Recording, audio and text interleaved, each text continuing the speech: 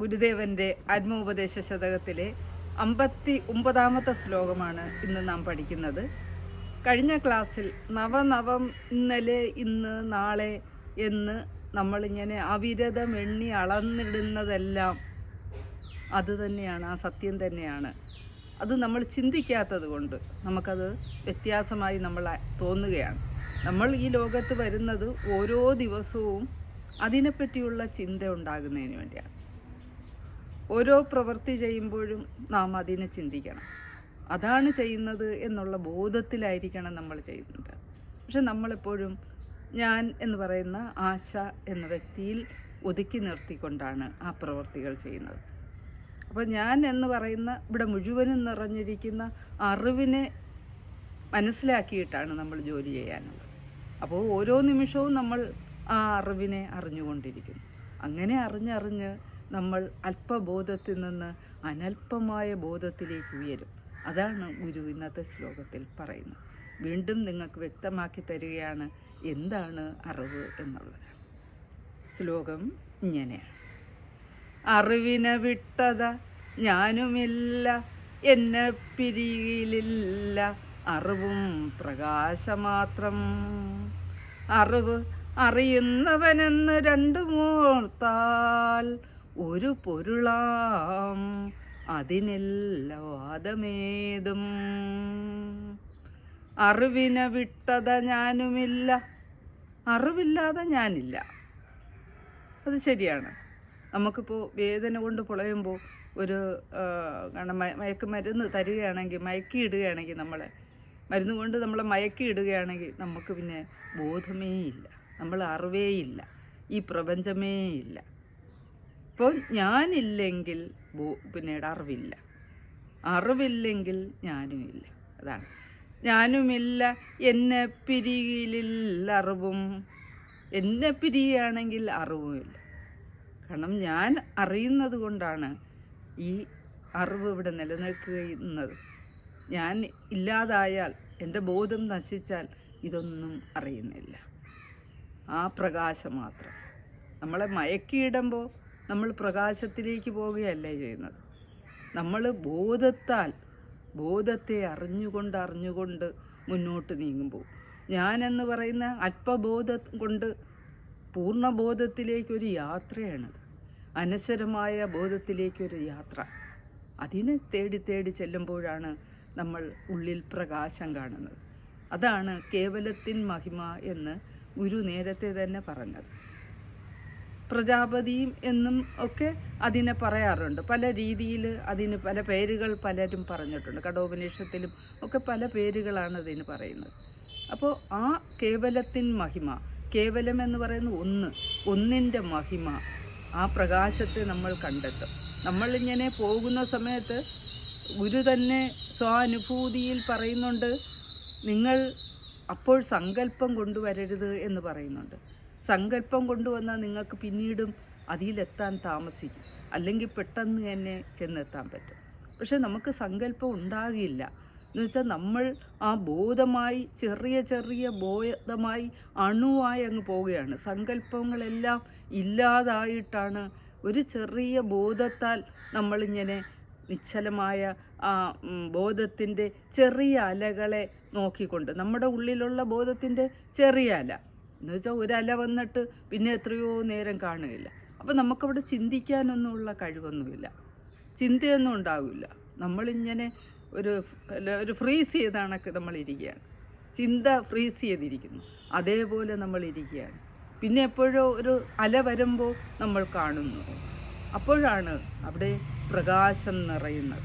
നമ്മൾ വീർത്ത ബലൂൺ പോലെ ബ്രഹ്മാണ്ടം മുഴുവനും നിറഞ്ഞ് ഇരിക്കുകയും പിന്നീട് നമ്മുടെ ഉള്ളിൽ മുഴുവനും പ്രകാശം കൊണ്ട് നിറയുകയും ചെയ്യുമ്പോഴും നമുക്ക് ചിന്തയില്ല. ഞാൻ തന്നെയാണ് ഇവിടെ മുഴുവനും ബോധമായി നിറഞ്ഞു നിൽക്കുന്ന ബോധം ഞാൻ തന്നെയാണ്, ആ ബോധം തന്നെയാണ് ഞാൻ ഒന്നും അപ്പോൾ ചിന്തിക്കുകയില്ല. പിന്നീട് തിരിച്ചു വരുമ്പോൾ അതിനെപ്പറ്റി വീണ്ടും ചിന്തിക്കുമ്പോഴാണ് ആ ബോധം ഞാൻ തന്നെയായിരുന്നു എന്നും ഒക്കെ നമുക്ക് ആ ബോധം വരുന്നത്. നമ്മളപ്പോൾ ആ അവസ്ഥയിൽ നമ്മളങ്ങിരിക്കുകയാണ്. നിറഞ്ഞ പ്രകാശത്തിലും വീർത്ത് ബലൂൺ പോലെയായി പിന്നീട് അത് അങ്ങ് മറക്കുന്നു. ആ രീതിയിൽ നമ്മൾ ഇരുന്ന് ഈ പ്രകാശത്തെ കാണും. അതാണ് പ്രകാശമാത്രം.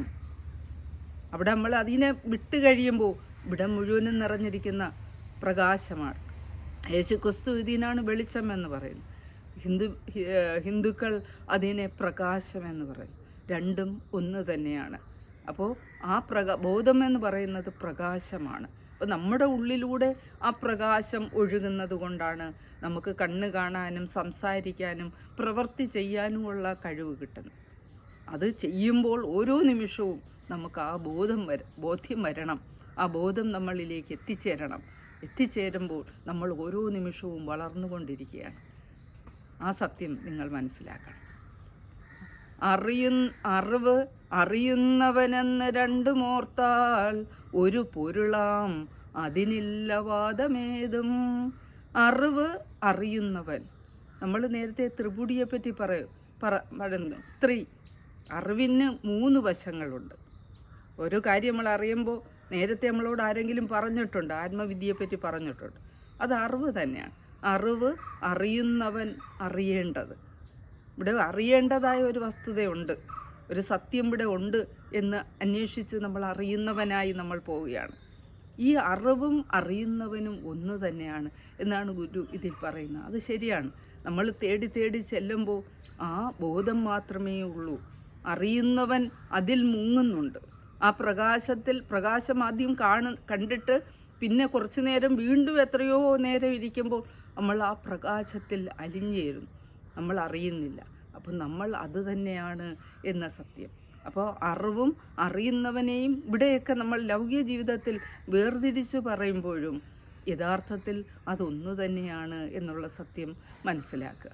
അപ്പോൾ നാമും ആ അറിവും ഇവിടെ നിറഞ്ഞിരിക്കുന്ന അറിവും ഒന്ന് തന്നെയാണ്.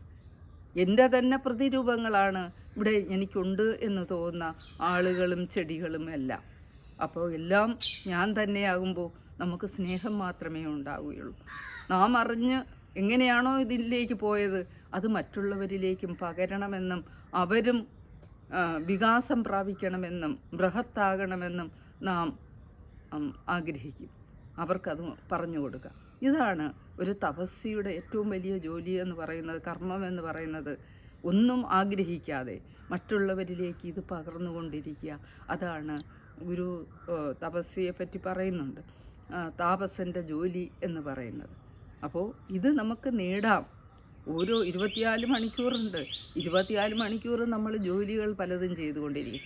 8 മണിക്കൂർ ഉറങ്ങുമ്പോഴും ആ ജോലി തന്നെയാണ്. അതിലേക്ക് കടക്കുന്ന സമയത്ത് നമ്മൾ ചിന്തിച്ചിട്ട് അതിലൂടെ ആ 8 മണിക്കൂറും പ്രയോജനപ്പെടുത്തുക.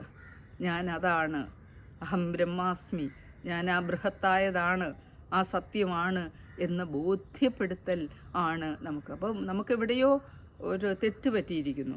നമുക്കാരോ പറഞ്ഞിരിക്കുന്നു നീ ആശയാണ് എന്ന ബോധത്തിൽ നമ്മൾ വളർന്നു വന്നിരിക്കുന്നു. അപ്പോൾ അതാണ് നമ്മളെ ബാധിച്ചിരിക്കുന്നത്. അതാണ് ഒരു അജ്ഞാനം എന്ന് പറയുന്നത്. ആ അജ്ഞാനത്തിൻ്റെ മറ മാറ്റുക എന്നാണ്. നമ്മൾ ബ്രഹ്മത്തിൽ തന്നെയാണ് നിൽക്കുന്നത്.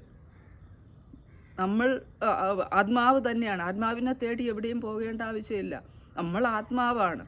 നമ്മുടെ ആത്മാവിൽ ഒരു കണ്ണാടിയിൽ ഉറുമ്പ് വന്ന് കൂടുവെച്ചിരുന്നാൽ നമുക്ക് കണ്ണാടിയെ കാണാൻ പറ്റില്ല. ഇത് പറഞ്ഞപ്പോഴാണ് ഒരു ഓർമ്മ വരുന്നത്. കാരണം ഞാൻ നേരത്തെ ഗുരുകുലത്തിൽ ചെമ്പഴന്തി കോളേജ് വർക്ക് ചെയ്യുന്ന സമയത്ത് ഗുരുകുലത്തിലൊന്നും പോകില്ല. മറ്റുള്ളവർ പോകുമ്പോൾ ഞാൻ പോകില്ലായിരുന്നു. പിന്നെ ഞാൻ ഇതറിയാൻ തുടങ്ങിയപ്പോൾ ഒറ്റയ്ക്ക് ഒരു ബുധനാഴ്ച ഉച്ചയ്ക്ക് ശേഷം ക്ലാസ്സില്ല, 3 അവർ രാവിലെയാണ്. അപ്പോൾ ഊണ് കഴിച്ചിട്ട് ഒറ്റയ്ക്ക് പോയി ആ റൂമിൽ ഇരിക്കുമായിരുന്നു ഗുരുവിനെ നോക്കി. അപ്പോൾ ഒരു ദിവസം ചോദിച്ചു, നീ എന്തിനു വന്നു? പക്ഷെ എനിക്കപ്പോൾ സംസാരിക്കാനൊക്കില്ല. എൻ്റെ നാവ് അണ്ണാക്കിനോട് ഒട്ടിയിരുന്നു. കണ്ണടച്ചിരിക്കുകയാണ്. ഒന്നും മിണ്ടിയില്ല. കുറച്ച് കഴിഞ്ഞപ്പോൾ ഇവിടുന്ന് ഒരു ചിലന്തി പോലെ ഒരു സാധനം വലിയ ഇത് പോകുന്നു. അപ്പോൾ ഒരു കണ്ണാടിയിൽ ചിലന്തി വന്ന് കൂടുവെച്ചാലും മറച്ചിരുന്നാലും കണ്ണാടിയെ നമുക്ക് കാണാൻ സാധിക്കും. നമ്മളെ മറച്ചിരിക്കുകയാണ്. അറിവില്ലായ്മ നമ്മളെ മറച്ചിരിക്കുന്നു. ആ അറിവില്ലായ്മ മാറ്റാൻ നമുക്ക് കഴിയും. നമ്മുടെ നിരന്തരമായ പരിശ്രമത്തിലൂടെ പരിശ്രമം തുടങ്ങുമ്പോൾ സ്വല്പം പരിശ്രമിക്കുകയല്ല ചേട്ടൻ. 24 മണിക്കൂറും കർമ്മമനുഷ്ഠിക്കുമ്പോൾ ആ ചിന്തയിൽ നിൽക്കുമ്പോൾ അതെല്ലാം തപസ്സായി മാറുകയാണ്. ഒരു മണിക്കൂർ നമ്മൾ ചെയ്യുകയാണെങ്കിൽ അര സെക്കൻഡ് ചെയ്യുന്നത് ഒരു വർഷത്തെ പിന്നിടുകയാണ്. ദശലക്ഷ വർഷം കൊണ്ടാണ് നമ്മളിത് നേടിയെടുക്കാൻ പറ്റുന്നത്. ആ സാത്വിക ഗുണം നമ്മളിൽ വന്ന് നിറഞ്ഞ്, പ്രകാശ ഗുണം നമ്മളിൽ വന്ന് നിറഞ്ഞാണ് നമുക്കിത് ഈ സത്യത്തെ കണ്ടെത്താൻ സാധിക്കുന്നത്. അപ്പോൾ ഒരു അര സെക്കൻഡ് ചെയ്യുന്ന പ്രവൃത്തി പോലും വളരെ വിലപ്പെട്ടതാണ് എന്നുള്ള സത്യം മനസ്സിലാക്കിയിട്ട് ഇതിലേക്ക് പോകാൻ ഗുരുവിൻ്റെ അനുഗ്രഹം എല്ലാവർക്കും ഉണ്ടാകട്ടെ. നന്ദി, നമസ്കാരം.